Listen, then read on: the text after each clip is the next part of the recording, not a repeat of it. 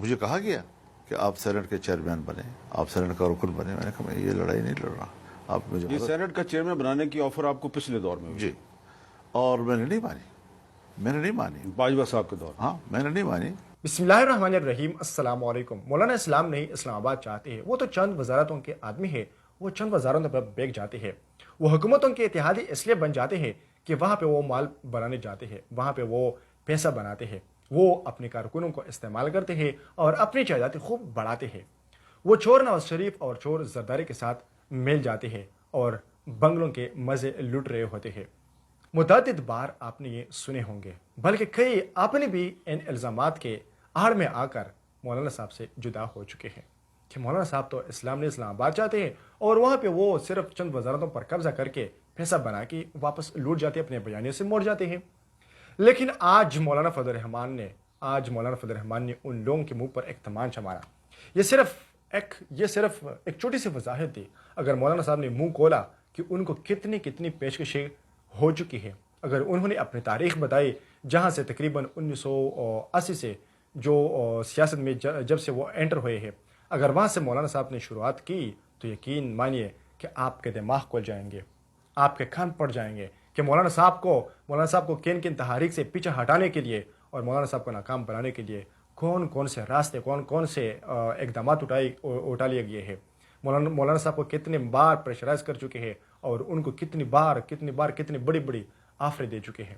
مولانا صاحب نے کل حمید میر کے ساتھ ایک انٹرویو میں بتایا کہ پچھلے دور حکومت میں جنرل باجوہ صاحب نے ان کو سینٹ کا ممبر بنانے اور پھر اس کے بعد چیئرمین سینٹ بنانے کی آفر کر دی. مولانا صاحب کا جواب کیا تھا؟ مولانا صاحب کہتے ہیں کہ میں نے ان کو کہہ دیا کہ صاحب بہت سے لوگ ہم کو لفافوں والے سمجھتے ہیں اور پیسہ بنانے والے سمجھتے ہیں، اور شاید کہ آپ بھی ان لسٹ میں شامل ہیں کہ آپ بھی انہی کی طرح مجھے لیتے ہیں. لیکن آپ یقین مانیے کہ اگر آپ تو آج مجھے سینٹ کا ممبر بنا رہے ہیں یا مجھے چیئرمین سینٹ کے پیشکش کر رہے ہیں، آپ یقین مانیے اگر آپ پاکستان کی پوری حکومت بھی مجھے دے دے تو میں تب بھی آپ کی یہ آفر ایکسیپٹ نہیں کروں گا. اس سے پہلے متعدد بار کئی پاکستان کے سینئر صحافی وہ یہ اعتراف کر چکے ہیں کہ مولانا صاحب کو ہر حکومت میں مختلف طریقوں سے آزمایا گیا ہے، مختلف حربوں سے ان پر کوشش کی گئی ہے کہ مولانا صاحب کو لے لے، مولانا صاحب کو خرید لے اور ان کی جماعت کو، ان کے بیان کو ڈبولے. لیکن مولانا فضل الرحمان وہ ان چیزوں کے عادی نہیں ہے. اگر وہ پیسہ بنانے کے لیے سیاست میں آئے ہوتے تو آج تک پاکستان میں وہ تقریباً 3-4 بار وہ حکومت بھی کر چکے ہوتے اور آج تک پاکستان میں ان سے امیر کوئی ہوتا نہیں. لیکن آج وہی مولانا فضل الرحمان ہے کہ اگر وہ سیٹ ہارتے ہیں، اگر ان کو ہروایا جاتا ہے تو وہاں پہ وہ اپنا جو بنگلہ ہے، سرکاری بنگلہ، وہ خالی کرا کے اپنی گھر ڈریس مل خان شفٹ ہو جاتے ہیں. وہ جس گھر میں رہ رہے ہیں وہ بڑے اہم سا گھر ہے، اور آپ یقین نہیں کریں گے کہ مولانا صاحب جو امت مسلمہ کے آپ ایک رہنما بن چکے ہیں، ان کی یہ گھر ہے اور یہاں پہ وہ رہ رہے ہیں. آپ کے دماغ تب کھول جائیں گے کہ اگر آپ نے مولانا صاحب کے قریب آ کر ان کی اصلیت جانی. آپ مولانا صاحب کو ابھی تک جانتے نہیں ہیں.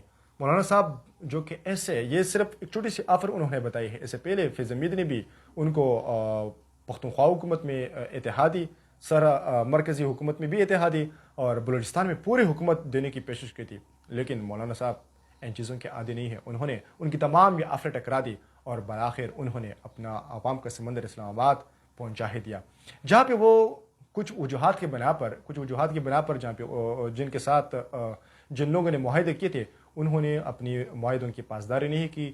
تو اس لیے مولانا صاحب کی اس میں کوئی غلطی نہیں، کیونکہ مولانا صاحب تو وہ ایک زبان کے آدمی ہیں، وہ پکی زبان کے آدمی ہیں. وہ آج بھی جو سیاست کر رہے ہیں وہ صاف سیاست کر رہے ہیں.